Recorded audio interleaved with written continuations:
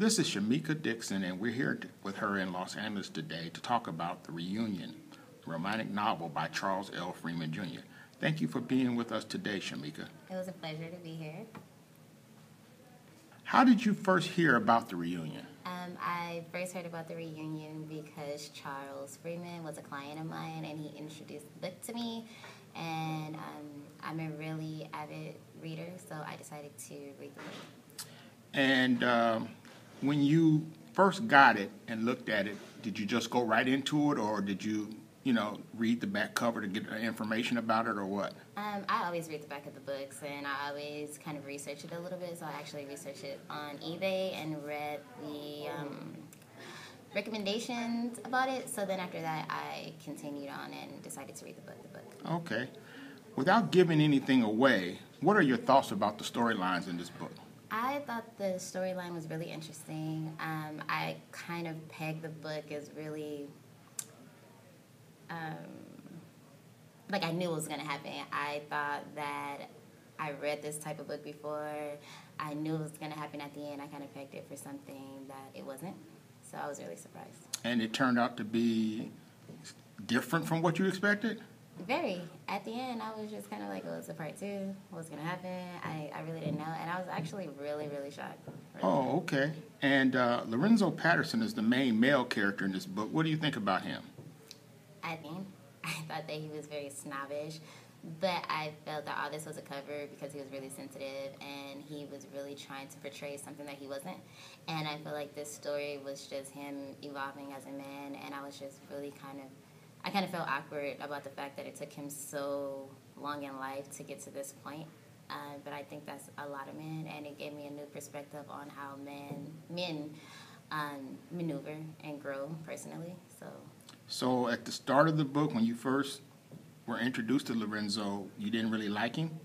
No, he reminded me of this snobbish, I have money and I can flaunt it and I can do this type of person. And I really didn't care for that, but once it went on and he talked about himself and he talked about his feelings a little more, he's really one of those people that grow on you, and you just have to like the fact that it took him so long in life to get to this point.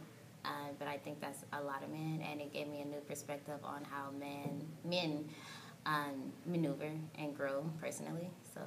So at the start of the book, when you first were introduced to Lorenzo, you didn't really like him? No, he reminded me of this snobbish, I have money and I can flaunt it and I can do this type of person. And I really didn't care for that, but once it went on and he talked about himself and he talked about his feelings a little more, he's really one of those people that grow on you, and you just have to like them. So what you're saying is you really shouldn't judge a book by its cover. This is true. This is true. But, some of the other characters I initially liked, but I had to read more to like him. Some of the characters that you did like? The friend that lived in San Diego. Oh, Rudy? Rudy. I thought Rudy was a very intelligent man, and I thought that he was very, he's an ideal man in my opinion, even without the money, just the way that he went about his life and the way that he started a family and the way that he was always true to his feelings, and he wasn't trying to hide it for anybody, and he still turned out to be the most popular in the group. So it just gives you a perspective on people and the way that they display themselves. What did you think about the female characters in the book? I thought the one that went to USC, I really didn't know too much about her, so I just kind of thought she was like the stripper turned I wanted to go to school, so I really prejudged her. The one that, I can't think of their names, but the one that, the actual main girl. Tina? I thought that Tina was a phenomenal woman, and I was wondering why she was single, and I just couldn't understand why this one issue was really heavy on the relationship and why it played such a huge factor since it happened early on in life. And the wife of Rudy, I just thought, at first I thought she was really kind of like a housewife, but after you read more about her, it's kind of like she motivated Rudy to be what he was, so they kind of reminded me of a power couple, so I thought that was pretty cool. What would you say is the overall theme of The Reunion? Love, happiness, self-growth. It kind of reminds me of a smaller version of like Love Jones, and I think it might need a little bit more of that. But as far as like just a storyline, I think it'd be a great for a movie. If it were a movie, who would you like to see play Lorenzo? Idris Elba. Okay. I love him. He would be so great at that role. When I read about the main character, that's who I thought of when I had to picture him. Okay. So I think he would be great.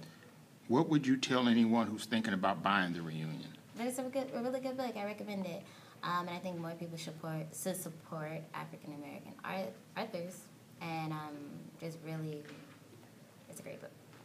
Okay.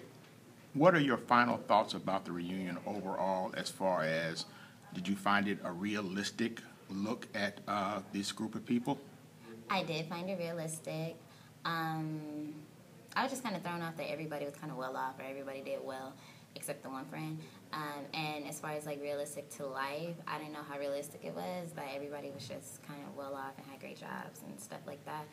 But I do think that it does happen in certain communities, does happen with certain groups of people. So it's like that fine line depending on who you ask. But overall, it was a really good book. To my friend, and she's reading it. So. Okay, well, thank you for your time today, Shameka. Thank you.